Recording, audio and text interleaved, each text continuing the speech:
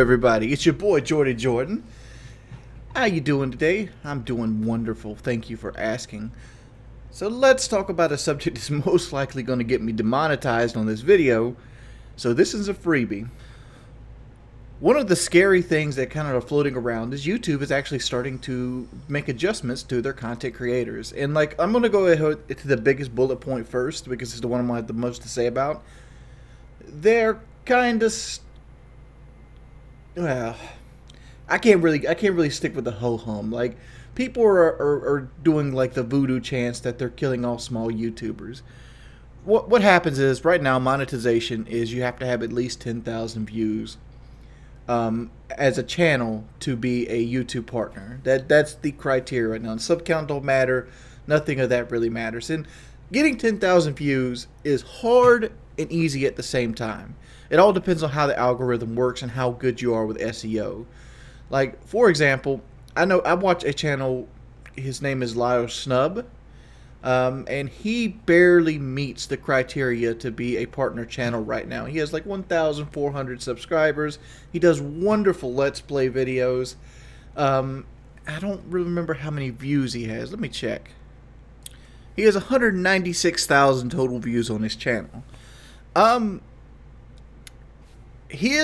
He reaches the partner threshold. There's also another criteria now that you have to have 4,000 watched hours. But what that means isn't that you have to have videos worth 4,000 hours worth of content. It just means that a video has to have 4,000 watch hours. So, like, to put that in perspective, this is my third video of the month of January, and I'm still over 4,000 watched hours because my previous two videos got 50,000 views, and they were both 10 minutes long. So basically, 50,000 people watch 10 minutes apiece. You know, that's how the watched hours happens. Like, 4,000 watched hours is nothing if you're actually making content for YouTube. And I want to talk about back to Lyle, and since he's a small channel that I'm using as an example of this. He would fit the new criteria. He would get in. But channels smaller than him would not. And then they're actually going to kick content creators out. Like, if you're a content creator now for YouTube, like a partner sub, and you don't meet the new criteria, you're going to get kicked out. And people are quoting this as the death of the small YouTuber. Really? Honestly? Like, granted, I was a small YouTube channel once, and in the way my channel's trajectory again, I'll most likely be a small YouTuber again, eventually. But when I first started YouTube, there was no money. Even back in the day when it was the wild fucking Westwood advertisements, there was no money. There's no money there.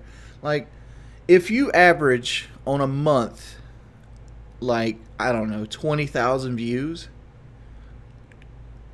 and that's all you average is 20,000 views. First off, you're in a lower advertising bracket. You don't have the weight to get the premium advertisements. You don't have the video content because premium advertisements come with views. Like, when you average 10,000 views, you get paid more. You get paid differently than somebody who averages 100,000 views a video. It's just the way it is. It's the way advertisers pick the content that actually goes on there. And you also have a track record of content that you create and how well they do on the monetization scale. So, like, making a video like this actually hurts my ad revenue in the future because because the algorithm loses trust with me. Basically, because I created a video that doesn't fit into the algorithm niche. So you're making like $15, like, real talk. Like, and I know some people out there might go like $15, but like, in the real fucking world, $15 ain't shit, pimp. $15 is a goddamn, like, lunch out for two people.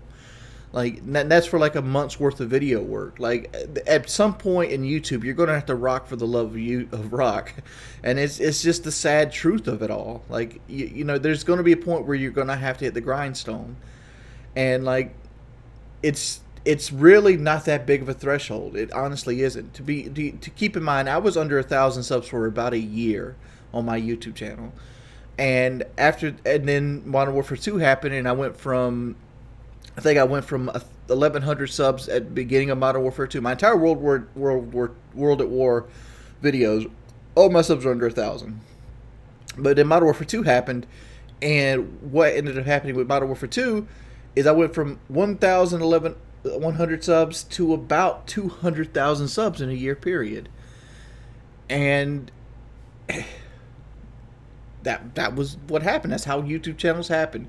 I'm another buddy of mine recently. His name is Get Flanked. He started his YouTube channel like 6-7 months ago. He just cracked 100,000 subs, and he did it by just making videos. And then his videos got hot on the algorithm, and people started subscribing to his content. And now he's a Rainbow Six YouTuber. You got to get lucky. You got to understand SEO, and like complaining about not making that $15 instead of just learning how to do SEO is where people really hurt you. Like, I see all kinds of channels that I fucking hate. There's channels on YouTube that I fucking hate, and I'm swearing now. And the channels that I hate are like channels that upload music.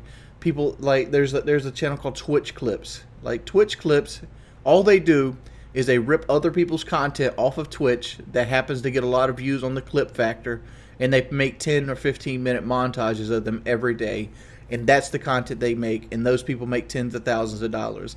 It's literally stealing other people's work, and YouTube allows them to monetize it. That's all it is. They're taking other people's content, putting them in an editor. It's very minimal work, and they're just stealing content. It's like there's people on Facebook.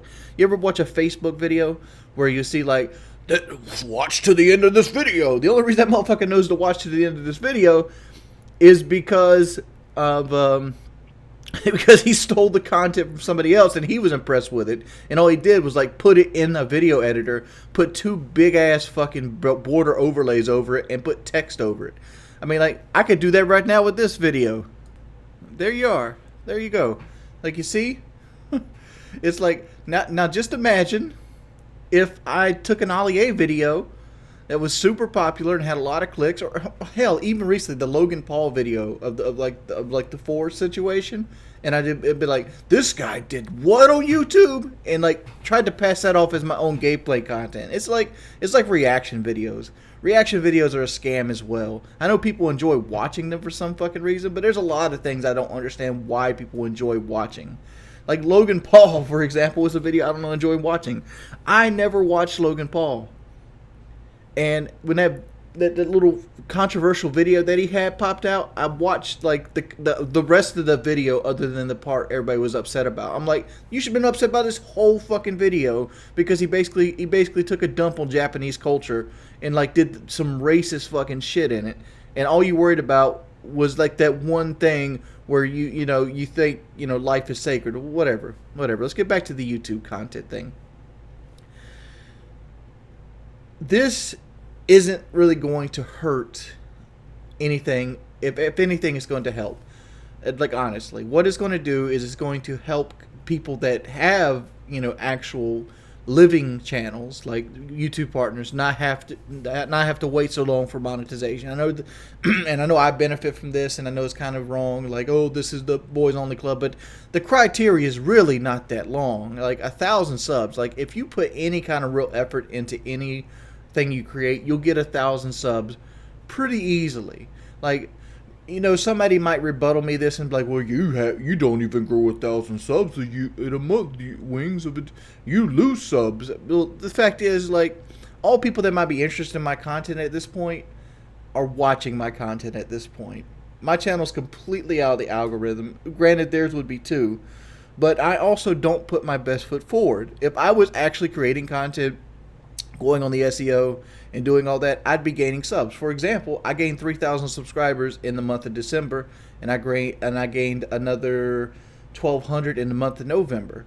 So I gained 4,000 subscribers in the last 2 months off videos I created, just based on SEO. Like almost all my subscribers didn't come from the content that I created, like my long tail. They came from the new videos. So like, I would have very easily in the last 2 months using World War II been able to fit into the criteria of the new channel. All you got to do is you got to learn SEO, and you'll get out of that very quickly. Or you can just do that underhand